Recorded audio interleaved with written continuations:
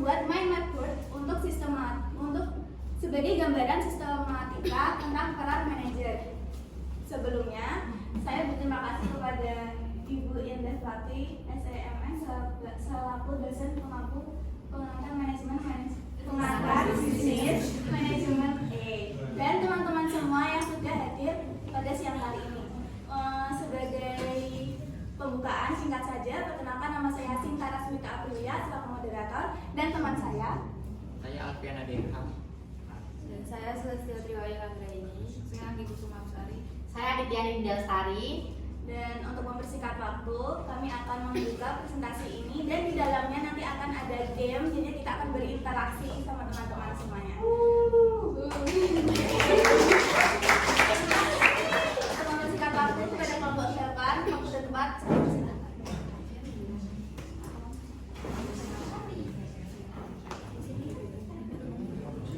Oke guys, jadi yang pertama yang bisa kalian dari depan, ini kita ada penjelasan dulu di depan. Yang bisa kalian lihat, ini ada mengapa peran manajer itu penting. Terus ada juga apa manajemen sumber daya manusia itu. Terus untuk yang terakhir yang ada di depan itu ada penjelasan apa itu yang namanya manajer. Nanti kita bakalan jelasin satu persatu. Untuk yang pertama, aku bakal jelasin terlebih dahulu. Dia dari mana? Manajemen sumber daya manusia itu seperti apa sih? Nah, buat kalian yang belum tahu, jadi untuk manajemen sumber daya manusia itu adalah serangkaian aktivitas organisasi yang diarahkan pada usaha untuk menarik, mengembangkan, dan mempertahankan angkatan kerja yang efektif. Manajemen sumber daya manusia berlangsung dalam konteks lingkungan yang rumit dan selalu berubah, serta semakin dianggap penting secara strategis. Untuk sumber daya manusia ini menjadi faktor penentu keberhasilan pelaksanaan organisasi yang efektif.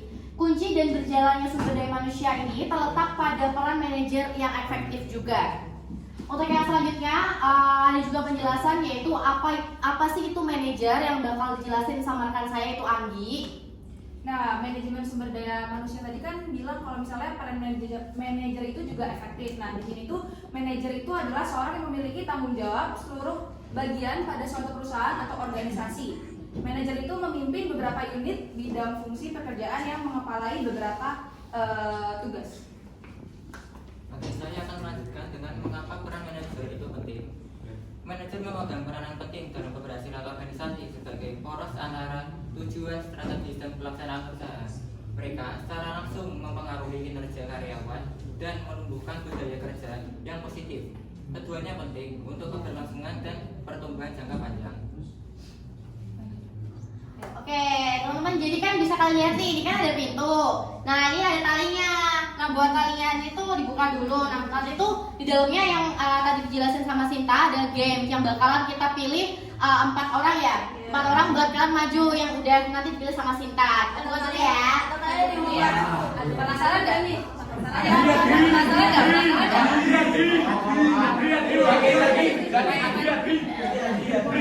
Siap belum?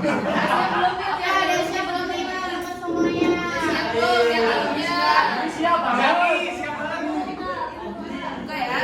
Buka ya. Satu, dua, tiga.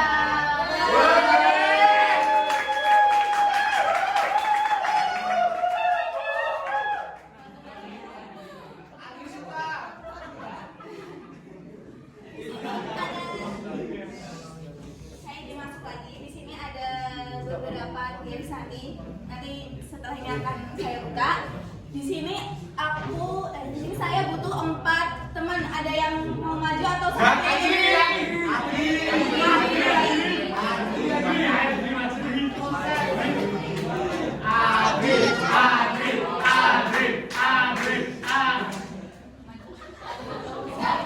aja ya.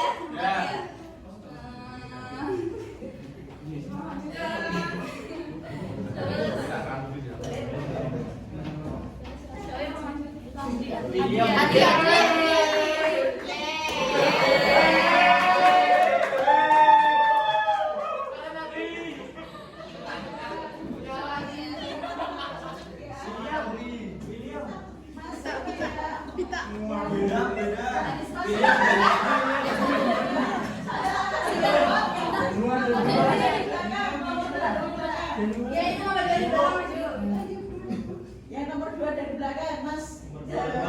Jauh, Pak.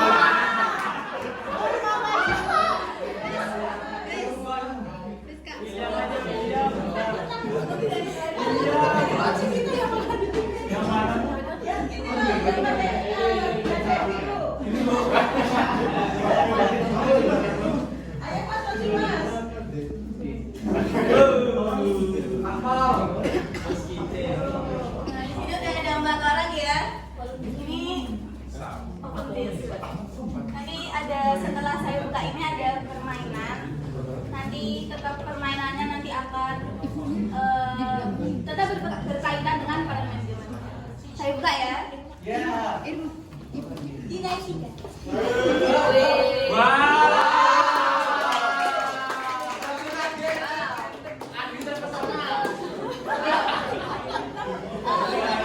Teman-teman yang sudah saya pilih 4 tadi bisa ambil satu-satu.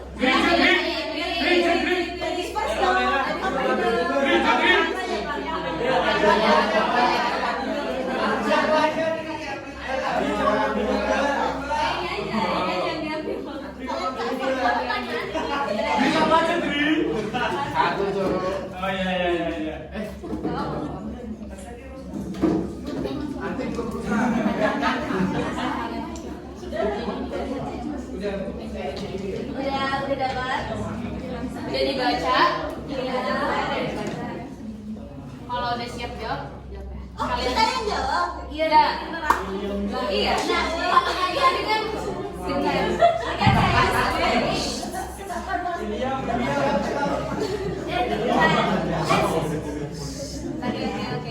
dan di itu masing-masing kalian udah ada pertanyaan di panel masing-masing kan. Nah, semisal kalian udah pusing, udah pusing terus udah nggak bisa jawab lagi, kita ada namanya folder materi. Nah, nanti kalian bisa ambil jawabannya di sini. Ini nanti jawabannya di sini, terus nanti kita jelasin lebih detailnya lagi. Untuk Kak Rizka duluan nih. Dulu aja. Siapa yang mau duluan? Siapa yang mau duluan? Antri dulu.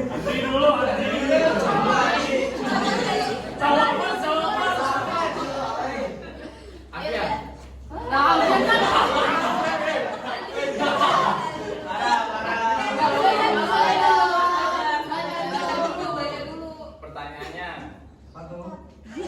jika perusahaan telah mengoleksi dan memiliki pekerja yang terampil, bagaimana perusahaan tersebut mempertahankannya? Caranya? Aktivitasnya gimana nih? Memberikan motivasi untuk pekerja, terus memberikan bonus reward, terus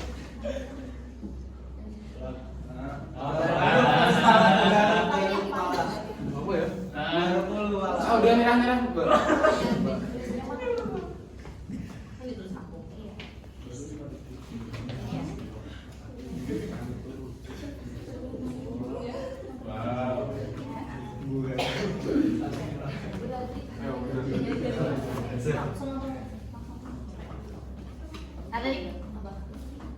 Ada kan benar kan yang dijawab? Terima kasih ya.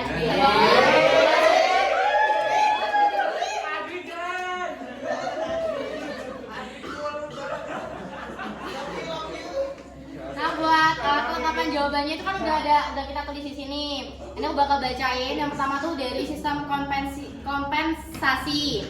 Nah, untuk penjelasannya, penetapan imbalan yang diberikan organisasi kepada individu sebagai balas jasa atas kesediaan mereka untuk melakukan berbagai pekerjaan dan tugas dalam organisasi tersebut. Untuk yang kedua, upah. Nah, upah itu kompensasi dalam bentuk uang yang dibayarkan berdasarkan jumlah waktu yang digunakan untuk bekerja. Untuk yang selanjutnya ada juga gaji. Nah, untuk gaji ini adalah kompensasi dalam bentuk uang yang dibayarkan karena seorang ini melaksanakan tanggung jawab atas pekerjaan itu sendiri. Untuk selanjutnya yang keempat itu ada program insentif, yaitu program kompensasi khusus yang dirancang untuk memotivasi kinerja yang tinggi. Untuk yang selanjutnya ada juga yang namanya itu bonus. Nah, untuk bonus ini adalah suatu insentif kinerja individu dalam bentuk pembayaran khusus yang melebihi gaji karyawan sebelumnya.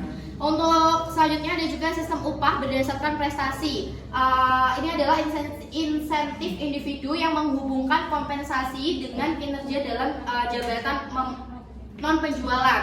Nah, yang terakhir ada juga yang namanya itu upah berdasarkan kinerja, yaitu insentif individual yang menghargai manajer atas output yang sangat produktif. Seperti itu teman-teman. Untuk yang selanjutnya siapa lagi? Irma bisa membacakan pertanyaannya yang udah dijelasin di situ. Baik, izin membacakan pertanyaannya. Jadi aku dapat tentang bagaimana perusahaan dapat berkontribusi dalam pengembangan angkatan kerja di komunitas mereka. Jadi ini aku secara singkat aja ya, nanti kan saya akan jelasin lagi. Untuk pengembangan angkatan kerja berarti kurang lebih seperti ada training atau pelatihan atau workshop untuk mengembangkan skill-skill yang dimiliki pekerjanya itu, baik yang belum diketahui mereka atau untuk menajamkan skill mereka lagi supaya dapat menyelesaikan pekerjaan dengan lebih maksimal. Kurang lebih seperti itu. Sebelumnya Irma terima kasih banyak atas jawabannya, bener banget jawabannya itu. Nah, di sini aku mau lebih jelasin lebih detail lagi tentang mengembangkan angkatan kerja. Nah, bener yang tadi disebutin Irma yaitu on the job training. Banyak dari pelatihan ini bersifat informal, seperti ketika salah seorang karyawan diajarkan cara penggunaan suatu alat. Pelatihan formal seperti mengajari sekretaris cara mengoperasikan sistem. Gak cuma itu aja, ada pelatihan di luar tempat kerja atau off the job training, yaitu dilakukan di suatu tempat yang terkendali dan jauh dari tempat kerja. Seperti kayak biasanya itu bonding. Teman-teman yang ikut UKM pasti tahu. Nah, di situ ada lagi pelatihan simulasi atau vestibule training. Pelatihan ini dilakukan di lingkungan kerja, buatan untuk membuat pelatihan di luar tempat kerja menjadi lebih realistis. Ada lagi juga penilaian kinerja. Selain itu di lingkungan kerja, apa sih tantangan di lingkungan kerja? Yang pertama itu ada mengelola keanekaragaman angkatan kerja, seperti sikap, nilai, dan perilaku yang dibedakan sesuai dengan jenis kelamin, ras, umur, kemampuan fisik, dan karakteristik relevan. Banyak organisasi menyadari bahwa mereka tidak hanya harus memperlakukan setiap orang dengan cara yang sama, tetapi juga harus mengakui kepribadian masing-masing orang yang mereka pekerjakan. Mereka juga harus mengakui bahwa keberagaman dapat menjadi keunggulan bersaing. Yang kedua, mengelola pekerjaan berilmu. Dengan meningkatnya pekerjaan yang berhubungan dengan informasi, kebutuhan akan pekerja berilmu juga semakin meningkat.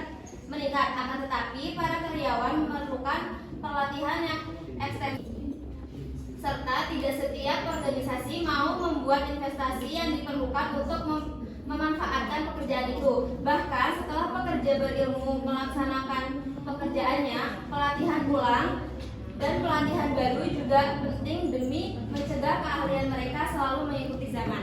Wassalamualaikum warahmatullahi wabarakatuh. Waalaikumsalam